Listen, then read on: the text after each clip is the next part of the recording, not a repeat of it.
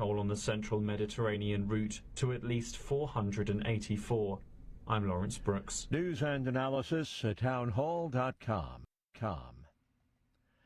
Economist Steve Moore figures that Kevin Warsh will be an outstanding Federal Reserve chairman should he win Senate confirmation. 2 years ago, when Trump asked me who should I take, I said either take Kevin Hassett, Kevin Warsh, or Arthur Laffer.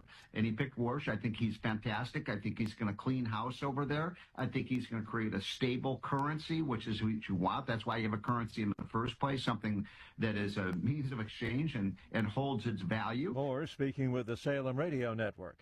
A trial focused on whether Meta misrepresented the safety of its platforms when it comes to the dangers of child sexual exploitation is set to start in New Mexico, opening statements at the trial scheduled for today.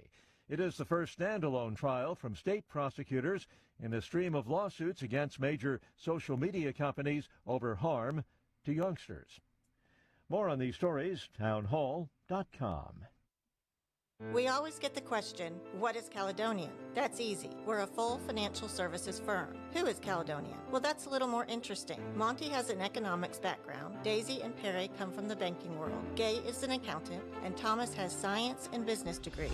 Blair was a small business owner. Finally, I'm Becky Price, and I have a background in education. Together, we make up Caledonian Financial in historic downtown Columbia. Securities and investment advisory services offered through Osaic Wealth Inc., member FINRA and SIPC. Are you thinking about a new fence? Maybe you need a pole barn? Then you should give Sands Fence Company a call. That's 931-309-1644. Will Sands has built his business based on the principles of honesty, quality, and integrity. Sands Fence Company has been in business for over 20 years, providing their community with farm, residential, and commercial fencing, as well as pole barns and buildings. Call today for a free estimate. Sands Fence Company, 931-309-1644. That's 931-309-1644.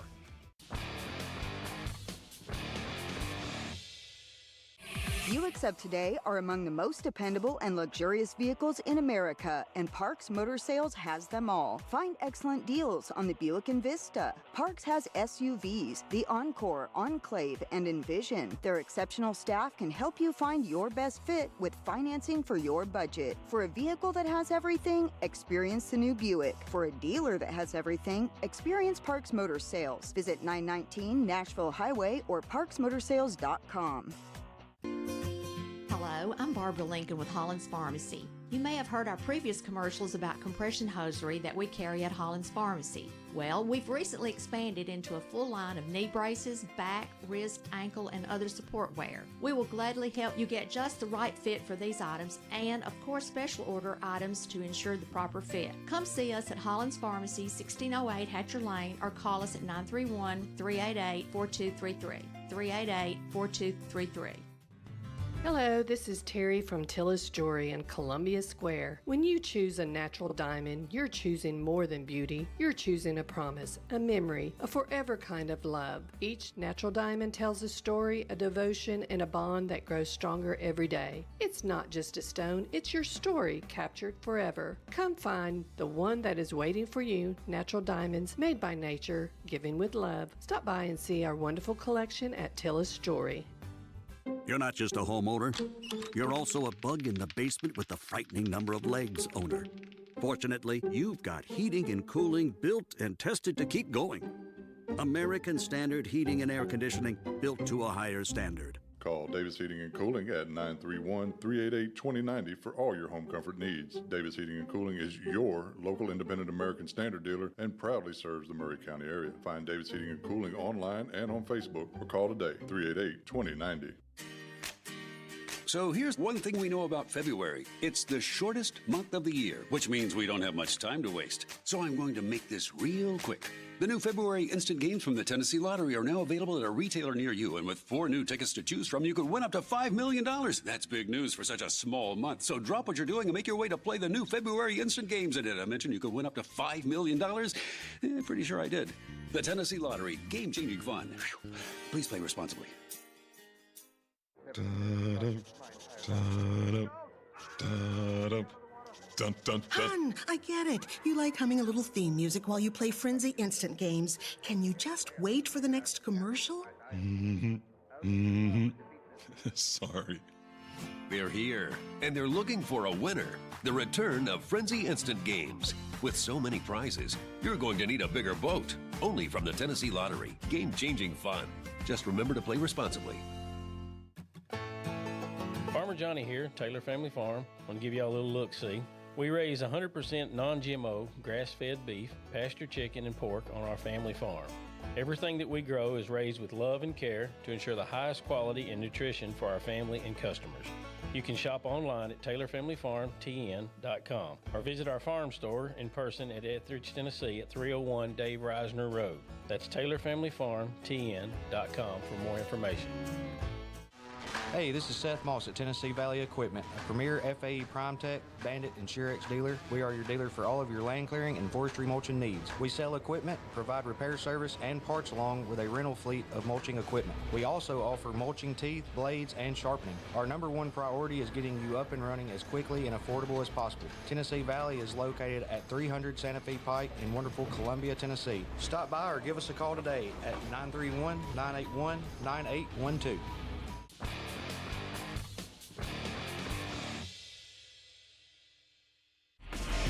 What's your favorite radio station? 101.7 WKOM. Oh! Gentlemen, we went over the rules in the dressing room. I want to caution you to keep this fight clean at all times, and what I say you must obey. Live from the WKOM studio in downtown Columbia. It's time to wake up and get woke. It's three dudes with a view. Let's get it all!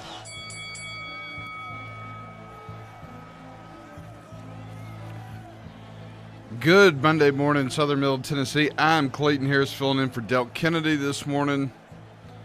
It is time for Three Dudes with a View, and we are always joined by dude number one, Mr. Jim York. Good morning, Mr. York. You're muted, Mr. York.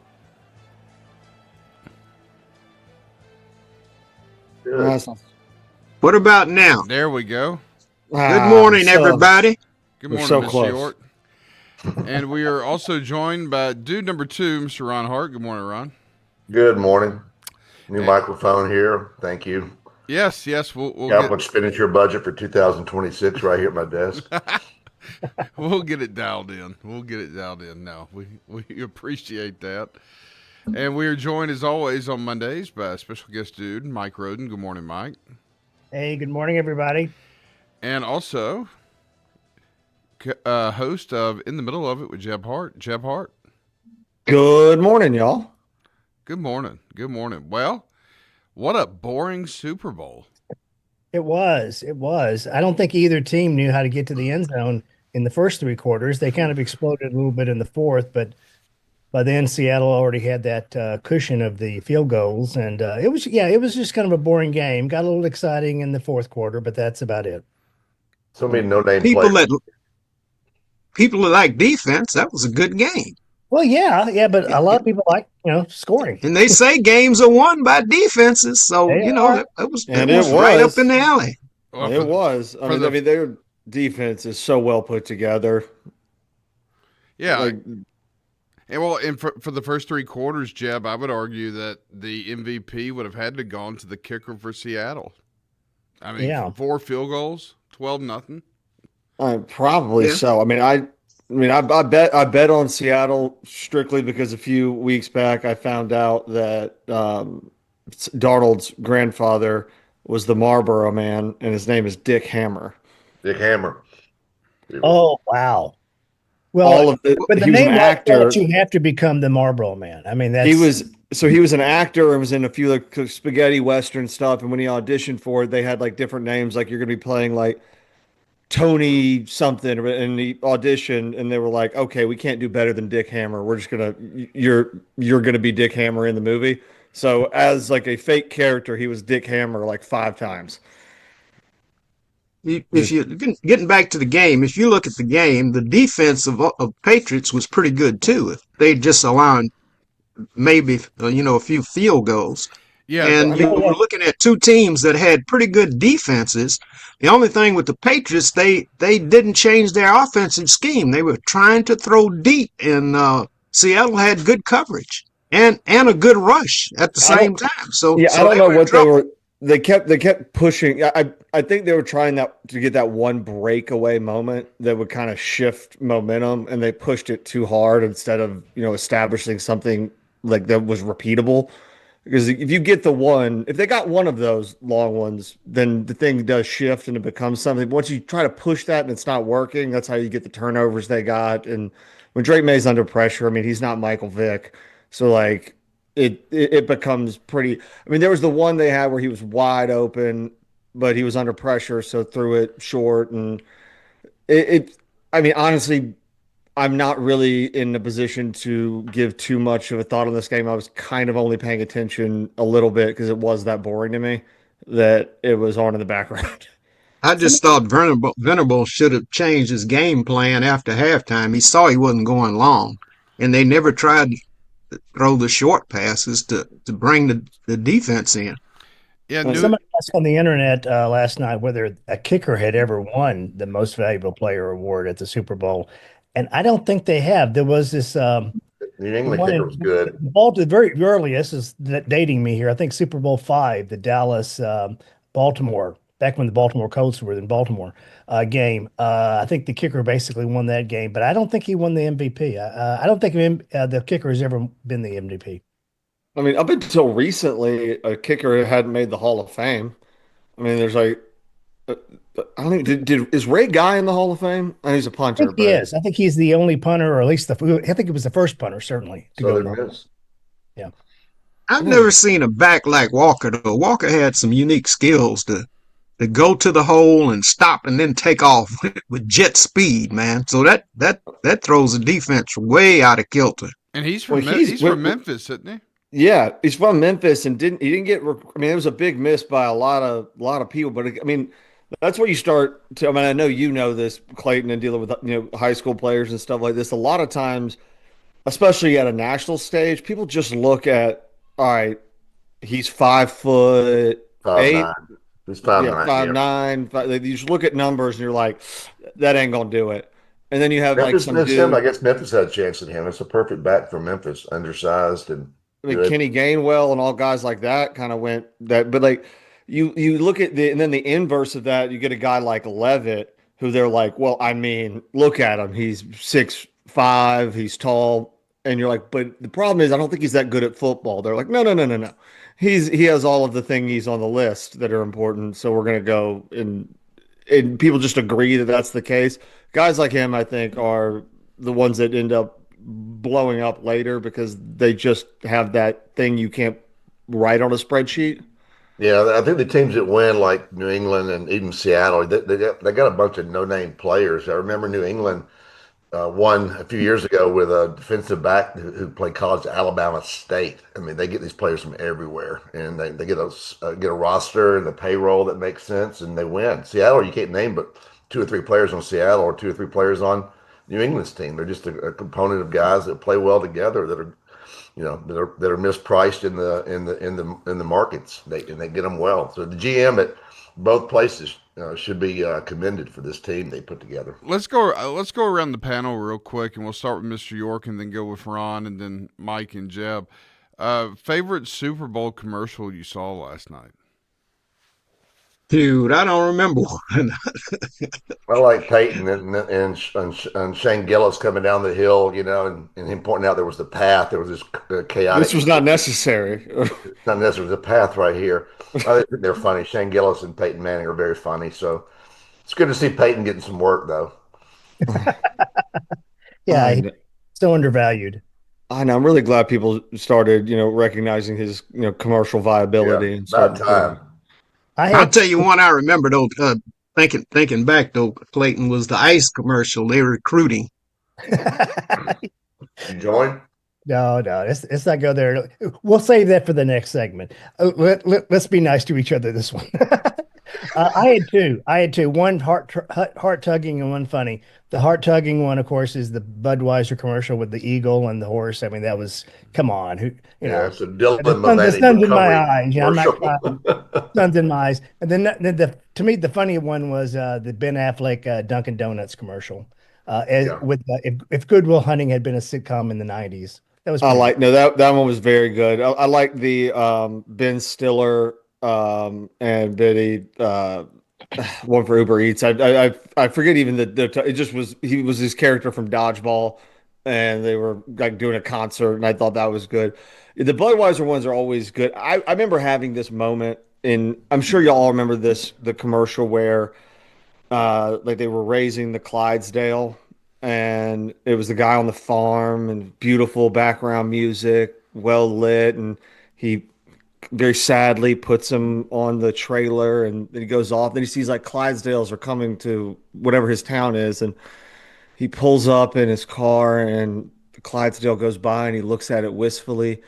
And I remember thinking, dang, he got an unbelievably good parking spot. And I was like, maybe that's not what I was supposed to take away from that, but I was like, there's a lot of people there. Notice that the Clydesdales never go to the bathroom in the commercials. You can't be around horses without them, in the commercials. And if you've seen one in real life, they drop some absolute units with quite a lot of regularity. It would be huge, yes. I tell you what I thought looked good movie-wise was Disclosure Day, Steven Spielberg's It's great. movie. It looks great.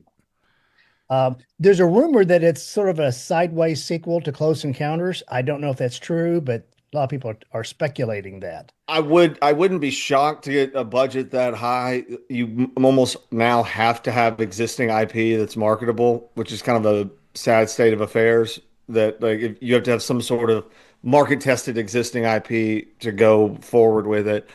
But I mean, I think that'll be good. Odyssey, I think, will be very good. They did a rollout of that before. I don't know if that was on the Super Bowl. It might have been in the pregame that I saw it, but that one does look awesome. What was everybody's? What was Mandalorian and Buju? What was everybody's thoughts on Bad Bunny? It's a good, it's a good show. Here's the thing. I'm a 67-year-old white man. Bad Bunny is not, he doesn't make music for me. I've seen him on SNL. He's pretty funny on SNL usually. He was a pretty good actor in Happy Gilmore too. Yeah. In Bullet Train, he was pretty good as a bad guy in Bullet Train. He did well. But his music, I mean, again, not for me. But I watched it. It was very energetic, vibrant. They had some, Ricky Martin and Lady Gaga cameos, and so yeah, I mean, it was good. Not my music, but it was good. No, your audience. I mean, the audience for the Super Bowl is not that audience. I mean, I think they got to rethink that. Rolling Stones, Billy Joel. I mean, that traditional artist. Even Gaga did a pretty good job a few years ago. But it's a deal. Jeb has the math on it. But you said the set was 15 million, Jeb, or the production? Listen, I like people who just play the guitar and sing, and maybe the piano and sing. I get that we're not the target demographic. That's fine. And I'm not gonna be the old man yells at cloud, like how dare they do this sort of Simpson. This foreign guy. No, I genuinely didn't understand anything because I don't speak Spanish, so I'm not the target demographic. But I do think that the two sides of it I think that are weird is that you're trying to appeal to a large amount of people, and I think that their thought process was that the people who are watching the Super Bowl, we could basically kick them in the biscuits and they're still going to watch. They don't care. We have that ingrained audience, and they're trying. Same thing with the Germany and the Mexico games and the games in London. It's about expansion because the built-in audience is already there. I understand it. Obviously, wants an Yeah, that's the whole thing. It's about expansion. We'll probably have a team in Mexico shortly, but they're playing about nine different games overseas in Brazil, all over. So the NFL is looking for market. And that's why they're appealing to people with different cultures. I understand wanting to appeal to a wider demographic and going internationally. But, I think those foreign games, they play in London or Brazil or wherever, I think that just sort of, I don't know. You have to get Modelo. You look at those Modelo commercials, it looks like they're trying to advertise to Hispanic, people to watch football. But if the NFL sells out at those stadiums, that's good money.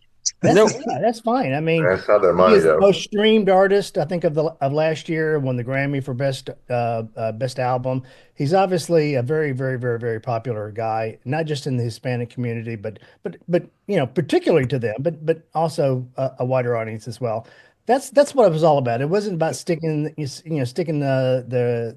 MAGA crowd in the eye. It wasn't about that. It was about trying to appeal to a demographic that they wanted to. Jay-Z, like I said, Jay-Z owns that I don't show, think right? So Jay-Z, Live Nation owns that show, so he tells them who they get. Basically, they gave that over, and that was something. Because Ronnie came over and watched it last night. That was something just from a pure financial standpoint that was always confusing to me. Was because before Katy Perry did her show.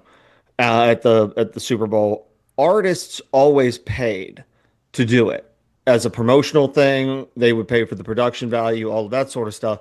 Katy Perry was like, I'm not going to pay y'all any money. If y'all cover the costs, y'all don't need to pay me. Then it's gotten flipped the other way around. And for whatever reason, they handed it completely over to Jay-Z and Live Nation.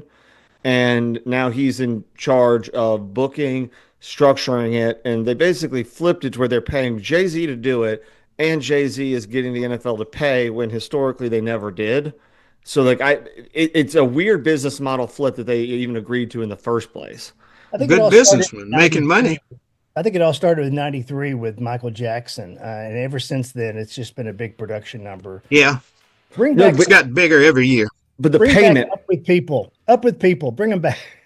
Well, I mean, in the same way that old white people are upset about Bad Bunny, young people were upset when The Who played, or you're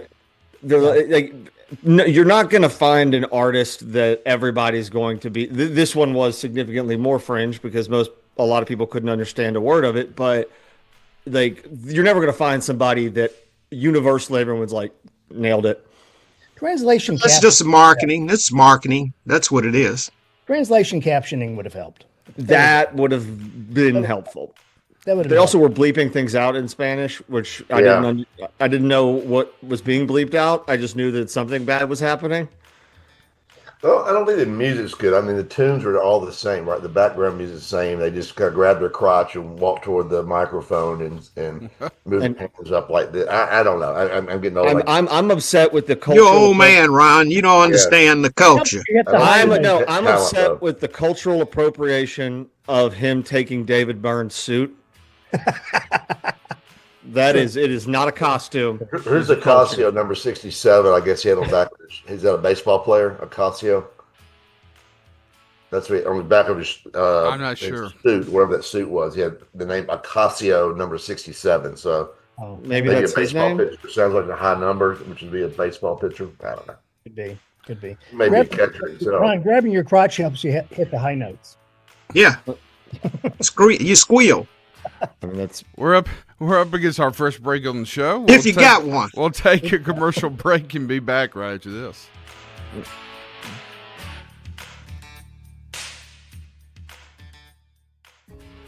This is Debbie Matthews with the Nashville Realty Group, and if you've been paying attention, you know the housing market has been tough, but rates are beginning to thaw. So if you're thinking about selling, the time to jump in is getting better every day. But if you're thinking about buying and those interest rates are still a little bit too high, a good agent knows how to negotiate interest rate buydowns, and I'm a good agent. So call me, Debbie Matthews with Nashville Realty Group, 615-476-3224. The NASCAR Cup Series. Field makes their way into the tri-oval. The pace vehicle makes its way to the pit lane. Writes another chapter. Front of the field. Several cars go flying through the air. Ryan Preece is upside down. In the history of the great American race. William Byron wins the Daytona 500. It's the Daytona 500. 12:30 Sunday, February 15th on WKOM 101.7 FM. This is Mark Curry at the Trailer Store. We are a local, family-owned business. Every day, I work with my wife, Susie, my mother, Becky, and my son, Justin.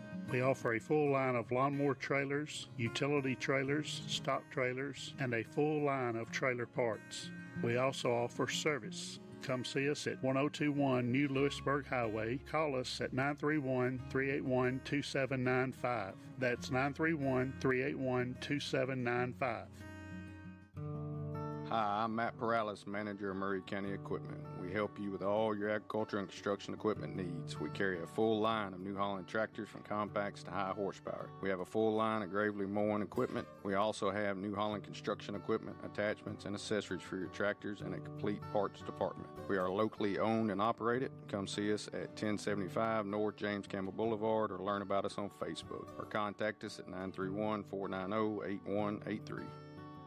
No one wants to deal with a plumbing, electrical, or HVAC emergency. It's even worse when you're not sure what it'll cost, when it'll get fixed, or if someone's just selling you something. When you call Hiller, you can trust our experts to actually solve your home's problems quickly. And with true transparency pricing, you know the price you're told is the price you'll actually pay. Book online now at happyhiller.com. Happy you'll be, or the service is free. Call the Happy Face Truck today. This is Delk Kennedy. A few years ago, my wife, Mary Susan, and I decided to redo our study. I wanted the same comforting earth color green my grandmother had in her study when I was growing up. We didn't even have a sample. Mary Susan went to see Zeke Maddox at Columbia Paint and Wallcover. He had my grandmother's color card on file from 1959. Today, her great-great-grandchildren play and laugh under that comforting green. Columbia Paint and Wallcover, Zeke Maddox, 931-388-2806. Do you have trees that need trimming or removed? Do you have stumps that you want grounded? A1 Tree Trimming and Removal is a family-owned and operated business local to Columbia and Lewisburg. They also service surrounding Middle Tennessee. We are licensed and insured and provide free estimates. No job is too big, no tree is too small. Give old Luke a call or text Luke at 931-359-3113. Or you can check them out on Facebook and tell A1 Tree Removal that you heard this ad on the radio. If you love America, then you will love A1 Tree Removal.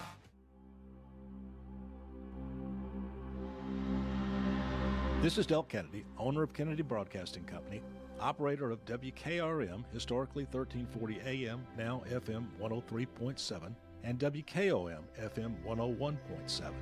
We call ourselves Front Porch Radio, and I've said many times what that means. It means that we are working to connect this southern Middle Tennessee community one listener, one relationship at a time. Let me elaborate on what that means. We will relentlessly promote jobs, commerce, business, industry, education, arts, green space, music, rivers, the great outdoors, healthcare, churches, charities, sports, agriculture, and all the great people of southern Middle Tennessee.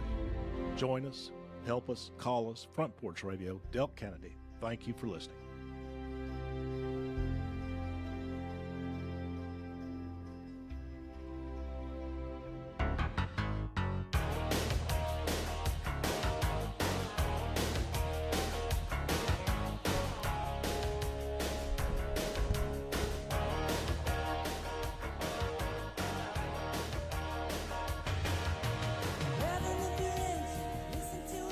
And welcome back to Three Dudes with a View, Monday edition. I'm Clayton Harris, filling in for Delk Kennedy this morning. We are joined by dude number 2, Ron Hart. Good morning, Ron. Good morning. And we are always, as always, joined by dude number 1, Mr. Jim York. Good morning, Mr. York. Good morning, Clayton. Good morning, everybody. Special guest dude on Mondays, Mike Roden. Good morning, Mike. Hey, good morning, everybody. And the host of In the Middle of It with Jeb Hart. Jeb Hart. Morning, y'all. I like Jeb's show in the middle of it. I like his the message he tries to reach, and I also like his theme music, "Stuck in the Middle with You," by the great Steelers Wheels, Jerry Rafferty. When Jerry Rafferty died, I was at the U.S. Attorney's Office with Delk that day, and we wanted to find out where he was buried, because we wanted to buy the grave sites on either side of him and put up headstones that says "Clowns and Jokers." But we couldn't raise the money. I think that's a brilliant idea. I mean, I talked about this a while back, but we are going through, as a lawyer, you're aware of this. There's no legal requirement for your tombstone to be accurate. You can lie. Like a lot. Why not? So it was part of, we had to do a bunch of really boring estate planning stuff and wills and everything.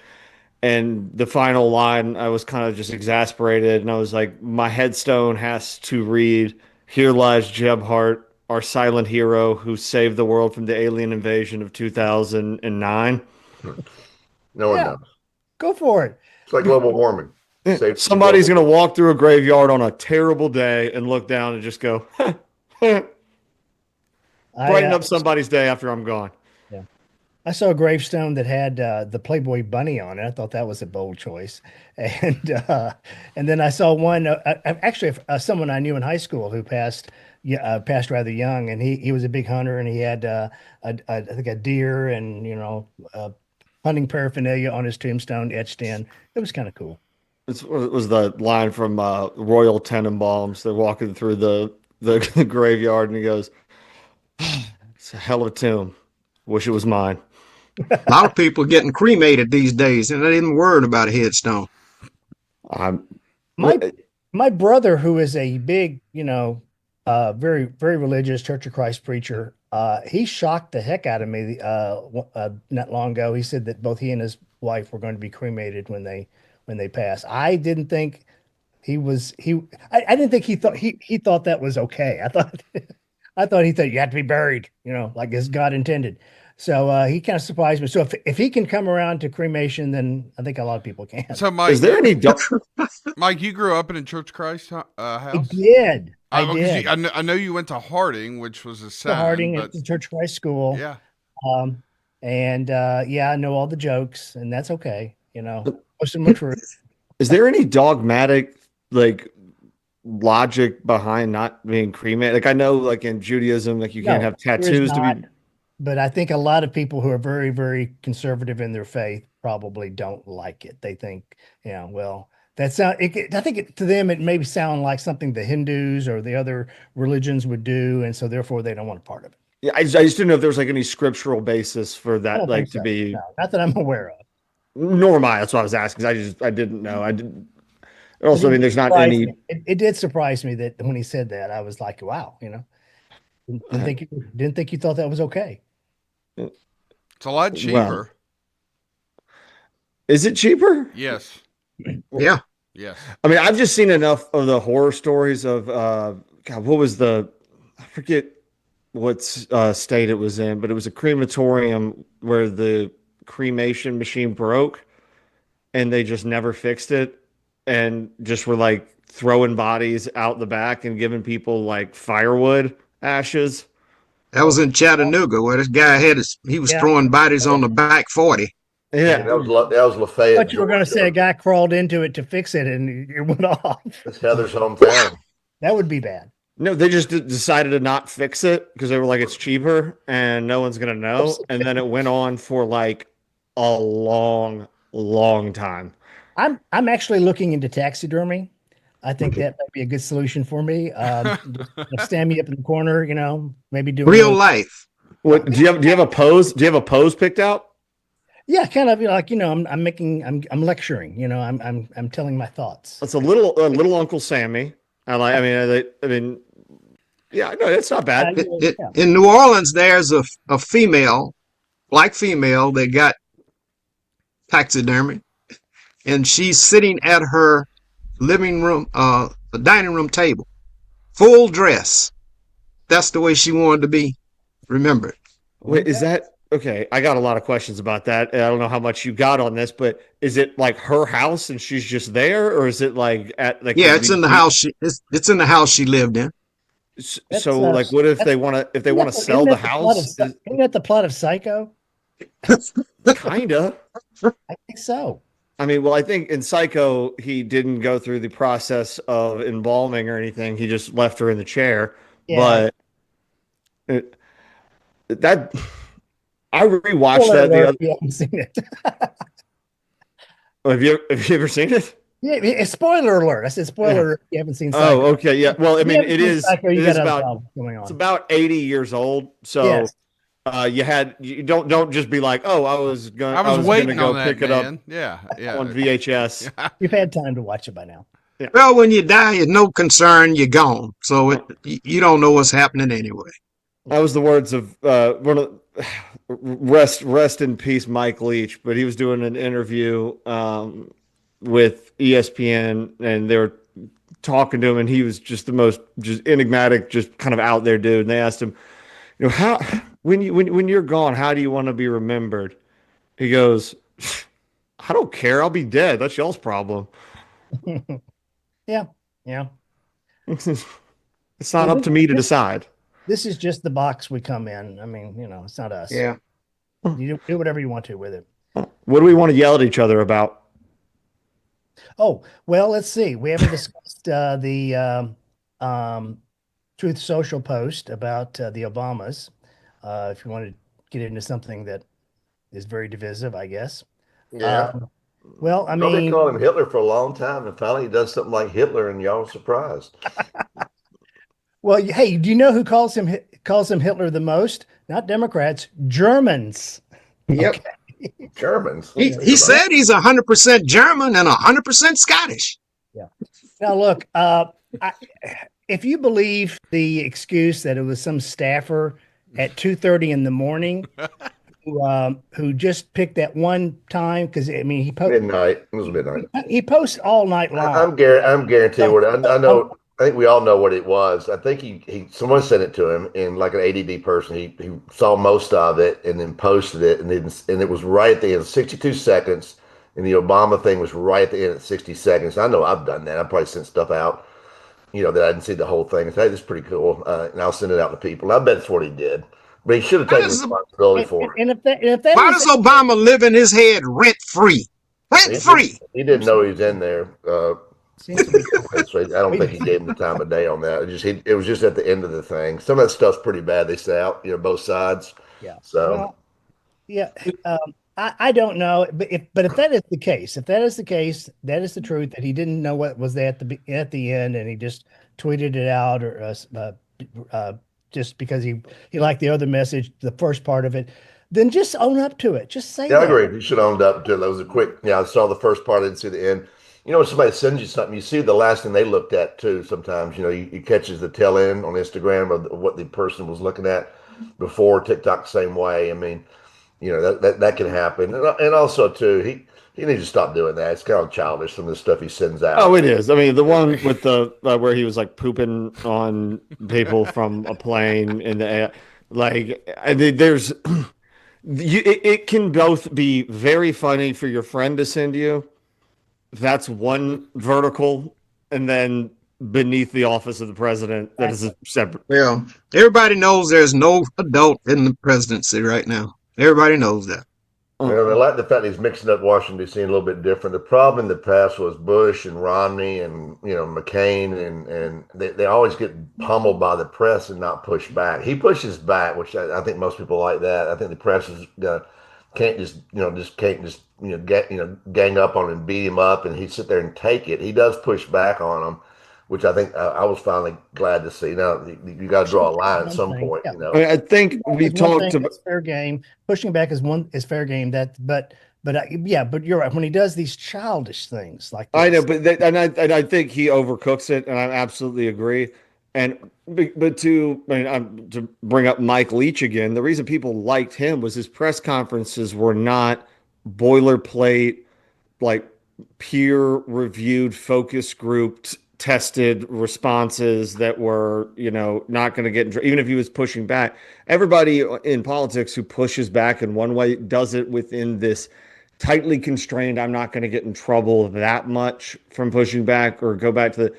And he doesn't stick the landing every time. I am not going to say that he does, but the amount of times that I know from the Democratic side, the amount of times you wish somebody said something adjacent to that sort of pushback, there's a middle ground there of you're not going to nail it 100%. You don't need to come out absolutely swinging 100% of the time, but just to sit there and be like, our press release spoke for itself. I feel like we've been over this 1,000 times. I'm not going to reiterate it.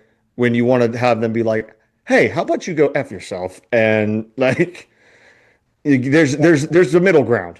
Yeah. Well, Trump always overdoes it. He wants to be the top at everything. So he expands and does things. And then his little press secretary with her little crazy self, she models everything right whatever he says, she's in line with it. And that was the tell when she Isn't that what a press secretary does, Mr. York? and said this was all fake outrage and this was just a meme, get over it. And then the backlash started, especially with Tim Scott when he. But think about it too. The thing got no airtime until the liberals start bringing it up and showed on every nightly newscast. So you guys would rather pummel Trump with it, let Americans see more of them as apes than to let it go. So you think about how it got legs, right? You guys in the media kept over and over and over showing it. It would have died a natural life, I don't think so, Ron. This was. Why do you show it to the media then? Why is this so? This is something the president of the United States did, and it should be public knowledge. It is public knowledge. He did, and how damaging it is to that office of the presidency. Yeah, I'm sure it'll never be the same. And listen, thinking outside the box and speaking, plain language to people, all of that is good. I think you can go. All that is good. Never gave a press conference. You have to be cognizant when you're president of the United States. You have to be cognizant of the dignity of the office and how this is going to look to our allies and our enemies in foreign countries. I think I started to realize this after near the end of his first term, that it was because I was like, what is he doing?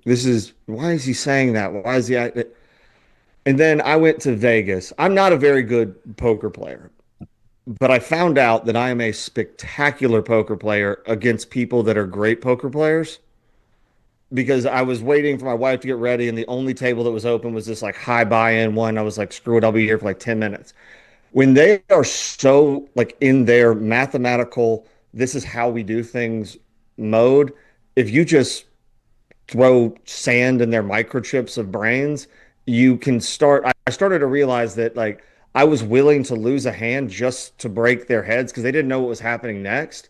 And then you could move on from there. And I did quite well with it. So there's something there. I don't know how calculated it is, but it's not nothing. Yeah, Trump has the idea that he knows everything. Many presidents come to that office and they learn a lot more after they leave. Yeah, but he comes in with, he knows everything. He's going to run it like his little mom and pop business. And this is a huge country with many things to be aware of. And he doesn't grow. He hadn't grown a bit. So you come in as president, you trust, quote, the experts like Fauci, the CDC, you trust the CIA in Vietnam and these wars they get us in. You trust Yellow Cake in Iran. You trust weapons of mass destruction in Iran. So you trusted the Washington establishment. What good has that gotten us? Well, trusting is learning is what ought to take place, Ron, but Trump doesn't learn anything. Well, I mean, got rid of Trump for a second. I'm just saying these experts in D.C. The reason people sent Trump to D.C. is they're tired of being talked down to and these guys being perpetually wrong with no accountability. Well, I mean, and you take guys. You talk about him not learning. When he went in, I think he tried to make the safe choices with Bolton and like a lot of these establishment people who kind of understood the works, and that did not go great. I mean, even people on both sides would agree that was not the best move. And, kind of learn from that. And I know people on the left will say that he overcorrected on some of the choices that were made. Yeah, Mayorkas tells us that the border's secure. They sit there and just lied to us. These are experts. Mayorkas, he's an established bureaucrat, and he's been around D.C. forever. The border's secure. We're going to send Kamala down there, make sure everybody knew it wasn't. We're being lied. His approval numbers are lower now than it was his first term, Jeff. You have to break some eggs, right? You have to do some things. I like the idea of someone willing to risk their approval numbers and getting some. I mean, I bet it's really.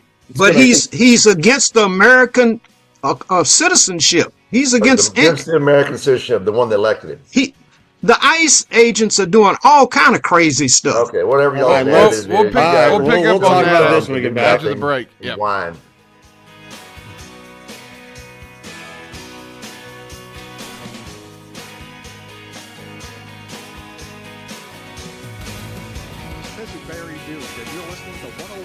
WKOM Columbia.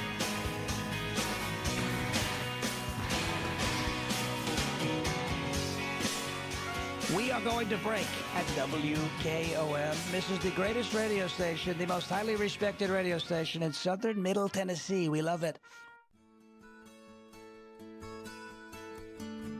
Hi, This is George Rouse with The Way Realty.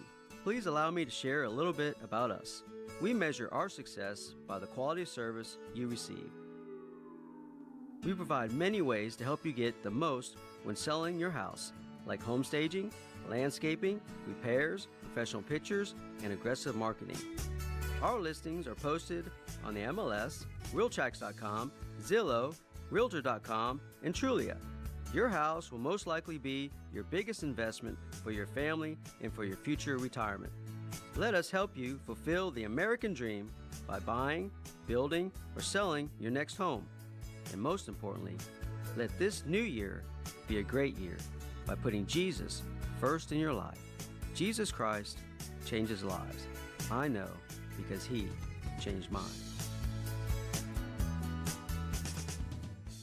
Hi, I'm Kelly Dobson, owner of Caring Hearts Home Healthcare here in Columbia. For 20 years, we've helped seniors live safely and comfortably at home, right where they belong. We're local, we're hands-on, and we're proud to be voted Best of Murray County for in-home care. Whether it's 1 day a week or 7 days a week, Caring Hearts is here for your family, just like we've been for hundreds of others. Call us today at 931-381-5470 or visit us online or come see us in person at 1121 Trotwood Avenue, Suite 2 here in Columbia. Hi, I'm Morgan Luck, a local licensed insurance agent with Health Markets Insurance Agency in Columbia, Tennessee. Turning 65 and choosing the right Medicare plan for you can be confusing. Let me help you find a plan that best fits your needs and budget. Call 615-586-9906 to speak with a licensed insurance agent for a free appointment, virtually by phone or in person, to review your specific needs and help find a plan that's right for you. Health Markets Insurance Agency Incorporated is licensed as an insurance agency nationwide except in Massachusetts. Service and product availability may vary by state. Agents may be compensated based on enrollment. No obligation to enroll. I'm Thomas Burns with Workout Anytime 24/7 Columbia and Franklin.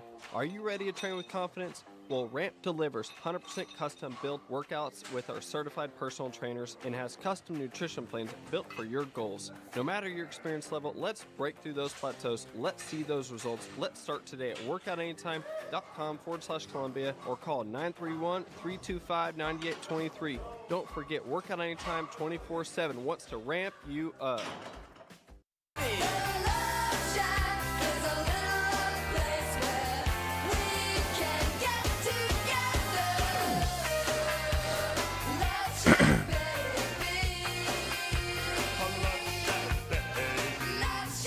And welcome back. Final segment of a Monday edition of Three Dudes with a View. I'm Clayton Harris, filling in for Delk Kennedy this morning. We are joined by dude number 2, Ron Hart. Good morning, Ron. Yeah. Good morning. Good morning. And we are also joined by dude number 1, Mr. Jim York. Good morning, Mr. York. Good morning, Clayton. Good morning, everybody. Also joined by Monday's special guest dude, Mike Roden. Good morning, Mike. Hey, good morning, everybody. And we're also joined by host of In the Middle of It with Jeb Hart. Jeb Hart. Good morning, y'all. So, following up on what we were saying before the break, being like a poker player in Vegas and doing something kind of unexpected, or treating every issue like a New York real estate deal, that'll work every now and then. And I don't if he was doing it just on occasion, I think he would be a lot better off. But he seems to approach everything that way, and you just can't do that. People get tired of the chaos. And that's what you're seeing in the polls. That's why you're seeing his poll numbers go down. That's why you're seeing his poll numbers went down toward the end of his term, his first term. That's what you're seeing. Every president, though. It's going to really, really hurt his reelection odds. Yeah. What's going to hurt? He's going to probably lose the midterm. That'll change the dynamic. You guys will impeach him because you got no alternative ideas to oppose him on. You'll try to impeach him. That's what y'all do. Here's what I would say about chaos. Has that not created chaos in his first term, the first 2 years? Here's what I would say about impeachment. Count heads first. Count heads in the Senate. There's no point in doing it if he's just going to be. It's all performative art, right? It's all performative, right? You just want to go up there and bash him with the hearings and stuff. That's what you want to do. It certainly makes a point. I mean, if he has done something that is impeachable, then What are you going to impeach him for? What you got in your pocket right now? Well, you want that list alphabetically, or okay? Well, hang on. Before we get into this, the rest of the show for that, Ron. Before we get into that, let's touch on one thing though. We talked about the video we put out over the weekend. One thing that did happen as a result of that, nobody talked about the Epstein files at all so far during the show. I will say this, though. They did release more documents over the weekend. And, Mike, I want your opinion on this. Sure. You worked for the United States Attorney's Office. How often did you guys announce a death on the day before the death? Yeah, I saw that. There was an explanation that was offered, which is plausible, but it's highly suspicious. Oh, man. In case you don't know what we're talking about, and as part of the document dump that from the last week, there was a draft of the press release announcing Epstein's death that's dated the day before he actually died. Now, signed by Hillary. Extremely suspicious. Very obviously. suspicious. But again, I'm suspicious of it, and I would like to have more information. I'd like to have more investigation on that. The explanation offered, though, having been in the office, I could sort of see, and that is they pulled up a template of the last press release they did, which was probably the day before, and they didn't change the date. They changed, the heading and everything else, but the body, they changed the body, but the heading stayed the same. I've done that. I have done that. I do change the date, or did change the date when I was there, but I could see how someone could forget to change the date. That's plausible, but I don't know if that happened, and it needs to be investigated. I think that. So I sent it to Ron this morning. It's not something you can play, but it was talking about the Shane Gillis commercial. He was doing a podcast. He was like, it was just clamoring. Everybody wanted the files. They wanted the files. Now they're out. They're like, okay, guys, why do we even care? Let's not. He was like, everything that I've ever been accused of, I have just immediately dismissed. He was like, when I got canceled from SNL, I was like, I've never said that. Those words are not in my vocabulary. I would never. And it was like, then they sent me the clip, and I was like, guys, there are floods in Texas right now. I don't know why are we even talking about this right now? This was kind of the release thing. Those documents. It was kind of a no-win because they, 3 million, 6 million, wherever the whole Justice Department will be redacting, right? So they say that names have been given up. Now the women are suing. Some of the girls are suing again. It's just been a cluster. I don't know if we've revealed anything, much of anything. We know. I'm really starting to believe this Epstein guy was a bad guy. Yeah. You're starting to believe. Very poorly handled. And I understand that starting today, congressional folks are going to be able to see the unredacted files. So we'll see if anything comes of that. I mean, I think that countries. I'm waiting for Clinton testimony, Hillary and Bill. And we got other countries who are now investigating, and they're not going to do the same redactions that we did. So I think the pressure come out eventually. Just I think the political pressure to do, and I understand why people want transparency. I do as well. I think the files should be out there. But when people started reframing it as they're trying to hide things, they expedited 3 million copies to interns or people down the line to do. And like women who they were trying to protect as victims had naked pictures of them put out. Because you're going through 3 million things. And when people are saying, get them out there, what are you hiding? What are you hiding? They're like, fine. I honestly, we know we're good. Let's get it out there. And then there are mistakes made. 6 journalists, 3 conservative, 3 left-wing journalists, and let them read the files and let them kind of synopsize after redaction, because the suspicion that something's bad in there about Trump, you guys on the left are just trying to get Trump involved in this thing the whole time. He kicked the guy out of Mar-a-Lago. He turned him for being a pedophile in Palm Beach County Sheriff's Office. He ran with him in the 90s, and there's a lot of people did. I mean, what's over is over. It's mostly left-wing Democrats, and Clinton has a leading role in this whole thing. His pictures are everywhere. Gates kind of got slapped around a little bit with his nerdy self. So, his ex-wife. My problem is that Trump was in cahoots with Epstein, went to many parties, had many social gatherings, and all of a sudden he doesn't know the guy. He's not affiliated with him at all. Now that's a bunch of crap. Don't lie on this again. Don't start lying. He didn't say he didn't know the guy. It is true. You're lying. He didn't say he didn't know the guy. He had many social contacts with Epstein, and all of a sudden now he doesn't know the guy. Well, what do you decide as knowing the guy? If you saw him across, admitting that he had the social contacts that he had with him. He admitted that. He also kicked him out of Mar-a-Lago. She talked about it many times. Okay. You believe what Trump says? He lies so much. He lies so much you can't believe him. You're the one that lied. You He said because he that was Trump was at stealing Epstein dust. Island. You lie all the time, Mr. You George. said it on the show. I don't lie as much as Trump. You said it on this He came out of show. Mar-a-Lago because he was stealing girl employees from him. So, you know. Yeah. Do you know why creeping that people out was? without trying to help. Do you know what the complaint he wrote about the girl employees was? Was that he was like he wrote it to the Palm Beach Police Department that he was concerned about what he was doing with them, and like people have reframed it as him being like, "Oh, he's taking my girls." It was like he was like, "Yes, it could." All them old guys were in pedophilia. They were into pedophilia, all of them, and they all need to be exposed. Whoever was involved in it. The only person exposed. If you listen to the Palm Beach DA, and he's on an interview saying this, and the lawyers that were showing, the only person down there that didn't clam up and go to their lawyers was Donald J. Trump. He got on the phone with him. He told him the guy was a creep. Then what he had done, he was willing to testify. Look up that creep, calling a creep, right? Well, he was. I mean, Trump's a creep himself.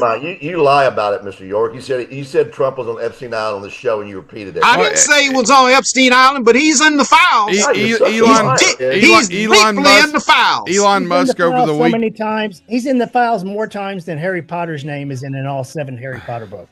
I mean, I'm sure he'd like to turn the page on this, but the problem is he's on the next page too.